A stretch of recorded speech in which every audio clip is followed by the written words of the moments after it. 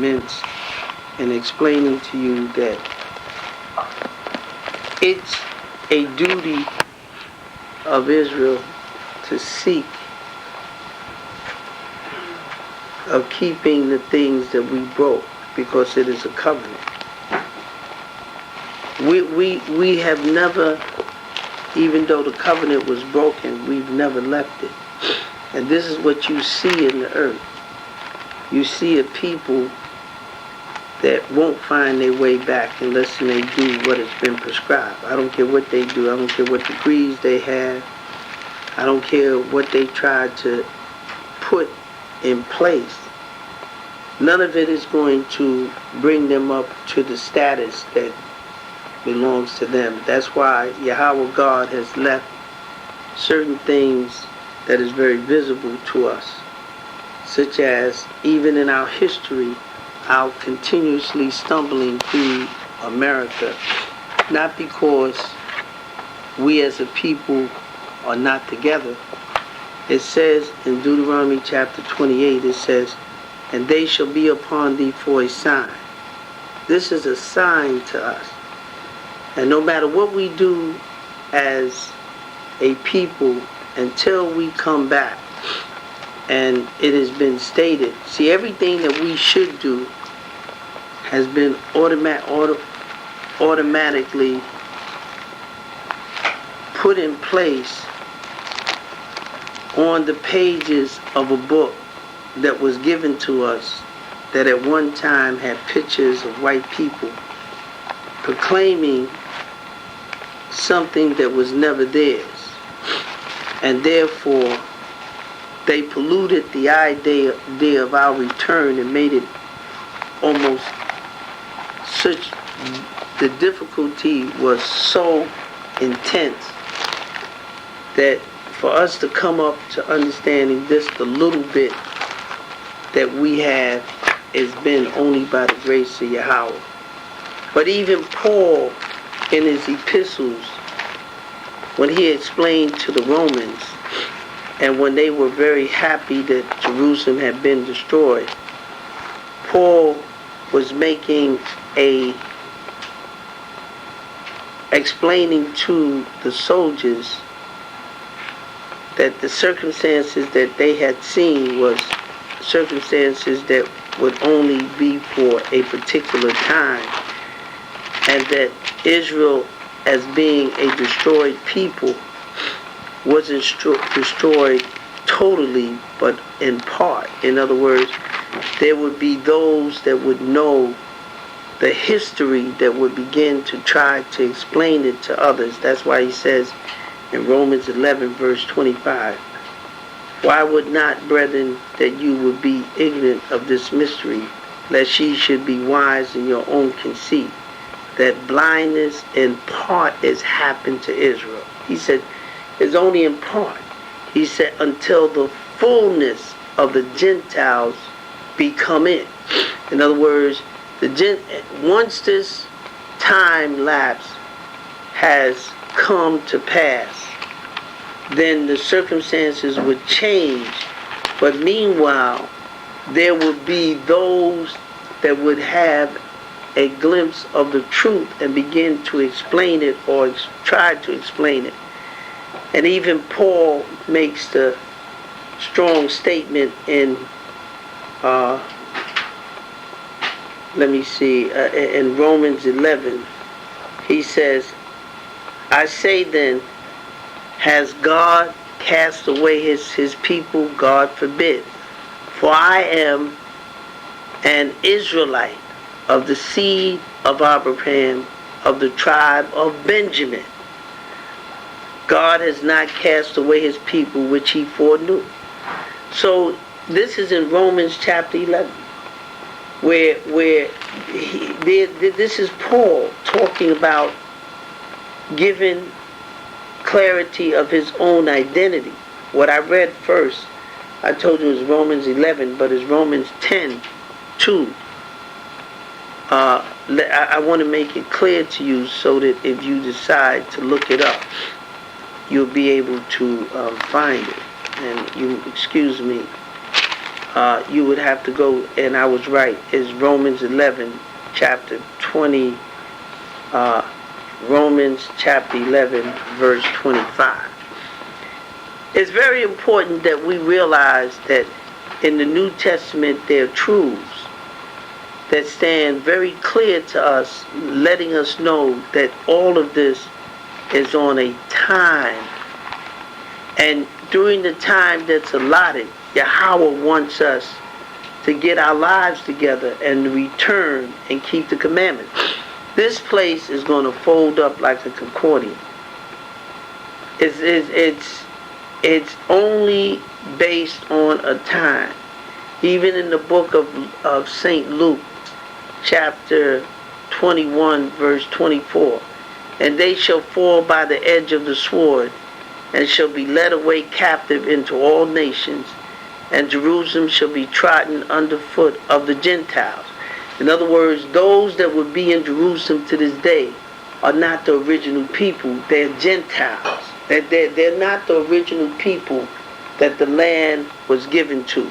And it says, Jerusalem shall be trodden underfoot under Gentiles until the time of the Gentiles be fulfilled. In other words, the Gentiles will have that land. And as it says in the book of Job, these are historical facts that is very present to us. You don't need a degree. In history, we know that they got the land by the Balfour Treaty. And I think it was signed, 1947 and 1948. It was never their land. They came out of Europe. And therefore, the prophecy that has been written is so stated is correct. So we don't have to worry about what efforts we must put to remove them. As we keep the commandments of Yahweh God, they're being displaced. See, we have to realize that in this book, it tells us everything that we should be about to bring about the change. And it doesn't mean you should not go to school and get a degree. It means you should do the things that has been so prescribed so that you can bring about the circumstances to make it better for yourself. And therefore, one of the things where people make a statement about us as a people, I don't care what school you go to, nothing is going to change the outcome, no matter how many conversations you have, other than what you must do and put in place for yourself. It's very important that we do this. And therefore, as it's been prescribed in the writings from Genesis on, telling us what we must put in place for our betterment. Just like people have things that they know they must do. Well, we have things, and this is why then teachers, it doesn't matter whether the people do it or not. What matters is that you tell them. And that matters more than, because the first thing they'll say, well, no one told me. The real truth is that you didn't listen. That's the real truth. And see, because people want to complain and always say, if I had only known. They do know. They find every way to circumvent it because it doesn't suit their purpose at this present time. And therefore, they feel that it has to wait for them. So when they decide, this is the time I'll do it, it doesn't mean that it will be available for it to be done. But we have to take that time now and make what Yahweh God has said to us so that we can execute the proper and bring about the proper situation that would mean us the best. That's why it says, they that forsake the Torah praise the wicked. See, because when you keep the Torah, you're in opposition to what is wrong. By you keeping the Shabbat, by you keeping these days, you're in opposition, and a strong opposition against why? Because Yahweh God has said these things to you. When you understand where you at, and you at this place, there's no question. If you just sit here, and I'm sure you'll get people and they'll tell you no, but if you just sit here long enough and open up this book, you will find that the statements that are made clearly depicts you.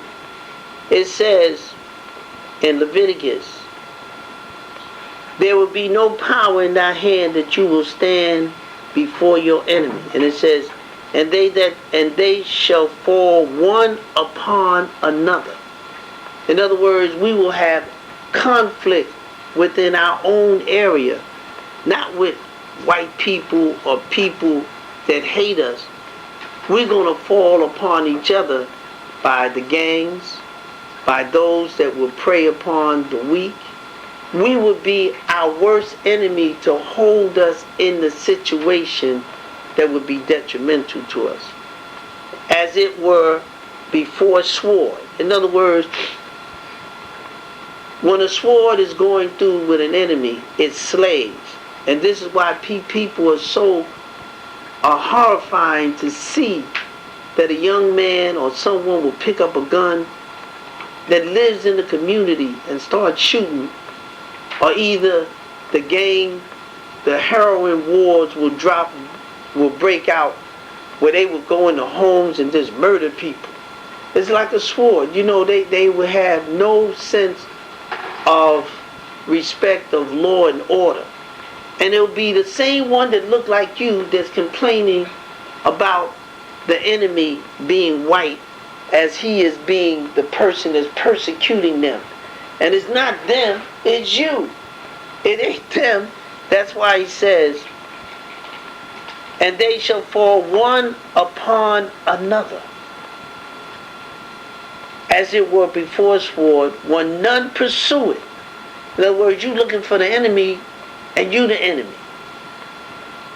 And ye shall have no power to stand before your enemy. We don't have no power to stand before those that hate us, because that's Leviticus chapter 28, 26, verse 37, and Leviticus 26, verse 17. It said, they that hate you rule over you. They rule over you. So you ain't going to have any law that is going to benefit you. None. None at all. You won't have no law. Foreigners, because it says here in this book, all you have to do is read it, and you won't see none of it fail. I mean, not one bit of it fail.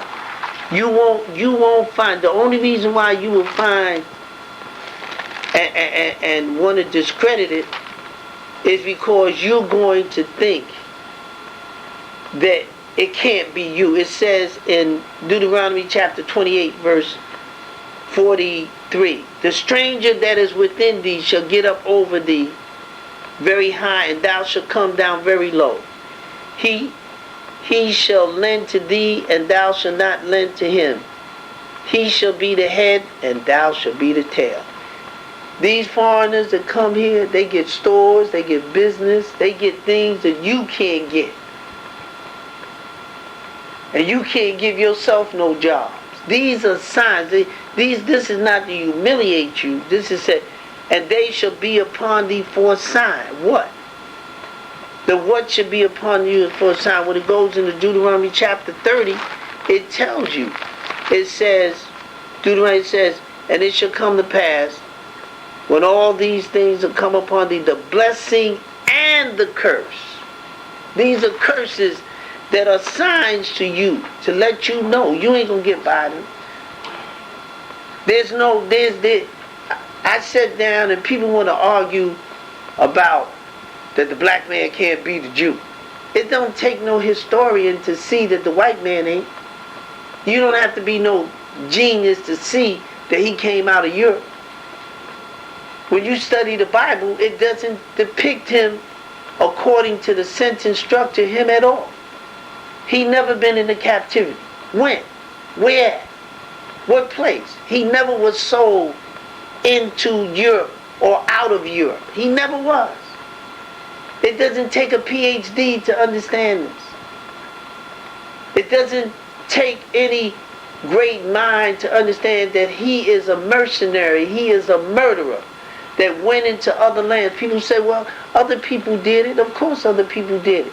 And tell me what civilization hasn't paid for the disobedience towards humanity.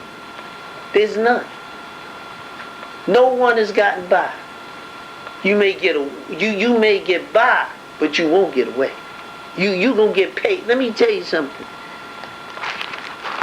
You leave things for your children that is so horrible. And I want to show you that he has left things for his children that is so horrible. Isaiah 14 verse 21, it said, prepare slaughter for his children.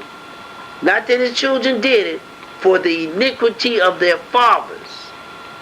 Let me go back. I'll go back to Deuteronomy, Leviticus, and I'll show you that it was left for us too.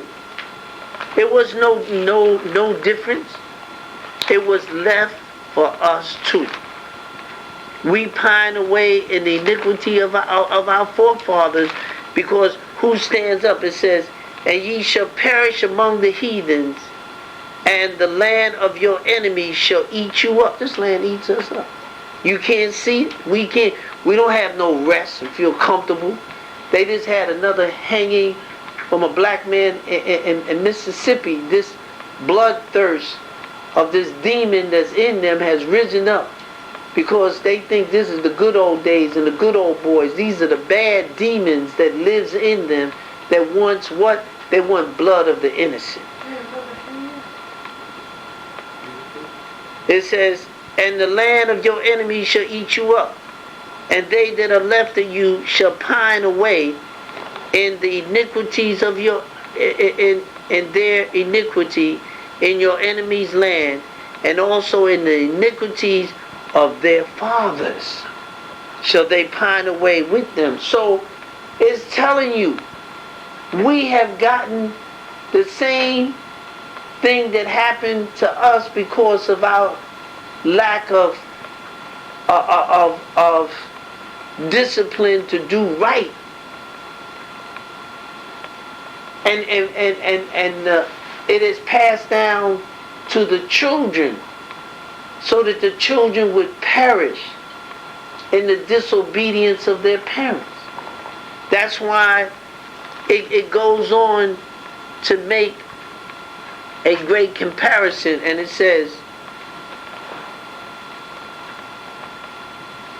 and thou shalt diligently teach them unto thy children, and thou shalt talk of them when thou sittest in thy house, and when thou walkest by the way, and when thou risest up, and when thou liest down, and when thou risest up, and thou shalt bind them for a sign. This law is your sign. Whether you please Yahweh or displease him. You displease him by breaking the commandments. So Yahweh God is showing us something. He's telling us something. These things are going to reoccur and reoccur, because it has been so stated, this is your sign. Yahweh God gave us the inventions to give America, because Yahweh God wanted to show you, no matter what you give her, the foreigners that have come here haven't done nothing compared to what your ancestors have dropped. It dropped nothing. And therefore, they still, even when you went and just began to build for yourself a dream in this country, they tore it up. They tore it up. If you analyze, you will understand it is so much against us that the only person that can help us is God himself. It's not about petition the government. The government is not going to help you. You can sit there and tell them all the illegal things that you want to express in the words that a lawyer has to learn the vocabulary. He hears you, but if he ain't give the American Indians no right, I don't think too many other people, especially the black American, you ain't getting it. He don't care how he'll sit there and he'll look you in your face, but he is not going to give you zero. If you get anything from him, it's because he has to give it to you, not because he wants to. And this is expressed clearly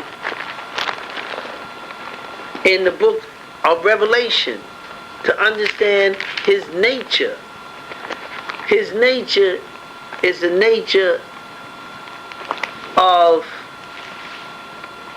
the devil, because the devil has used him to perpetrate such diabolical things on the earth, and he can't let his hand go. All he can do is hold on to him very tightly, because he makes sure. And let me read this to you. He says, and I want to read this that you might know that your God does love you. And I want you to love, and when we read these things concerning Yahweh God, we know that he truly cares about us. And this is the thing about a teacher. It is mentioned, and clearly, I know thy works and thy tribulation, but thou art rich. And I know those that say they are Jews, but are the synagogues of Satan. Let me read this again. And that is Revelation 2, verse 9. I know thy works and thy tribulation and poverty. He said, because that's what the devil gonna make sure. He gonna make sure that you're poor, struggling, and you gonna blame it on yourself that you ain't doing what's right. He says, I know the blasphemy of them which say they are Jews. He said that they say they are Jews. When have you ever heard of a black man saying he was a Jew? That's right. No one said they was a Jew more than him. And no one had a synagogue. Ain't no black man ever said he had a synagogue. I know those that say they're Jews and are not, but of the synagogues of Satan. It also says Yahweh God is such a wonderful God. He says, behold, I will make them of the synagogues of Satan, which say they are Jews and are not, but do lie. Behold, I will make them come and worship before thy feet. He said, I'm going to make them come and worship at your feet. He said, they ain't going to want to. They ain't going to have no choice. This is written here. He said, I'm going to make them come and bow at your feet. And you hear them, oh no, I ain't going to never do that. Nobody say you going to want to. You ain't going to have no choice. But you going to still be the devil. But I'm going to make you, Yahweh said, I will make them come and worship, not bow. He said worship. They going to worship you. Not bow. Bowing is like that. He said, no. They going to come. You understand?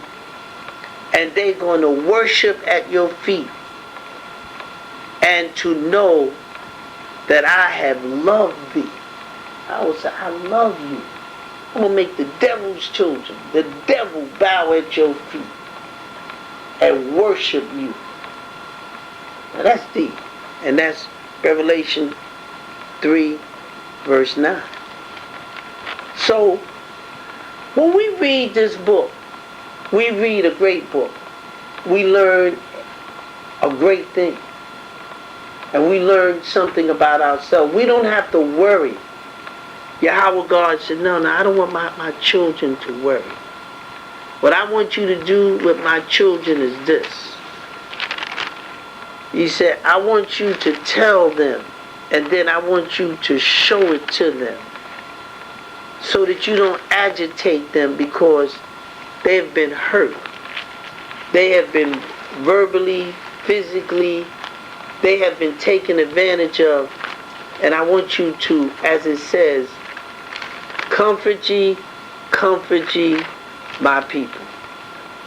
Said Allahayma, speak comfortably to Jerusalem, and cry unto her that her warfare is accomplished, that her iniquity is pardoned, for she have received of Yahweh's hand double for all her sins. He said, he said, man, do not hurt these people. This, be polite to them. No matter if they hear you, but don't curse at them. Lift up your voice in compassion, and you'll find out only the ones that should come will come. And the ones that find excuses, that's why he said, let the dead bury the dead. They're already dead. They will find an excuse not to come and learn about themselves. They'll get 3 jobs. They'll talk about how their children is this and that. You have to realize that many times you got to be multitasking. You have to understand that the circumstance is this to distract you from the wealth of spiritual uplifting. We can't do nothing with our kids. You can't do nothing with a child if that child don't want to listen. If you hit them, you go into jail. And you better make sure you don't yell at them too hard. They may find that as parent abuse. But you cannot help the children unless the children listen. You can't help the adults unless the adults listen. So this is what has come to. And I want to thank you for this time. I want to deliver this message to you. And you do whatever you want to do. But I guarantee you won't fail. You don't keep the commandments of Yahweh, keep the Shabbat and the things that he has prescribed, you ain't going to make you. Yahweh's a gracious God. He'll let you run for a long time. But you could get all the money in the world. You can get all the homes in the world. You can get all the degrees in the world. That's not success. Success is obedience to the commandments of Yahweh. That's success. Owning a store is not success. Having money is not success. Even being healthy is not success if you're not obedient.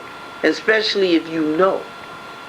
If you know what you should be doing, nothing else stands before that. Because we always complain, we want to know the truth. When the truth is given to you, you may not like how it came and who brought it. And that's a fact. Because you said, well, if he had a big cathedral, a big church, you can open up a church, because a church in our community is like big business. Nobody going to the church, how many ministers have taught them that they're Israelites? If your minister ain't teaching you Israel and keeping the commandments, you ain't being taught right. You should abandon it. It ain't worth 3 cents. If he tell you a Christian, Christ never said they were Christians. Not one thing in there that Paul said, that Christ said to him out of Christ's mouth. Not one. Not one thing. But the prophets from Genesis to Malachi say, thus said Yahweh, or the word of Yahweh came on to the prophet. Never said that the word came on to St. Matthew, St. Luke, St. Paul. None of them. St. Matthew's, none of them. None of them said that the word of Jesus came on to them. And they wrote it down as he's prescribed. It's not there. That's why it says, according to St. Matthew's, according to St. John, according. And that's why you got 4 Gospels and not 1. Because it was how each one of them felt accordingly it should be inscribed or made the documentation. It never said that Christ told them anything. Nothing. When you see it on the page, come and tell me. They say that Christ, you have 150 psalms and not one psalm has his name in it. 150 psalms. And they saying that Christ is from the beginning of the book to the end. Now you could say that. I could say that your name is in here from the beginning to the end. I could say yours or even mine. Oh, he is there? Where is it? But it's there. You just can't find it. They make a lot of assumptions. Well, assumptions is open to error. Truth is absolute because the truth of the verification of the person, of the documentation that is so prescribed to that person has to say it out of their own mouth. Other than that, the authenticity of it is not validated. You can't put a stamp on it. It's impossible. Now you can if you want to, but you're going to be wrong.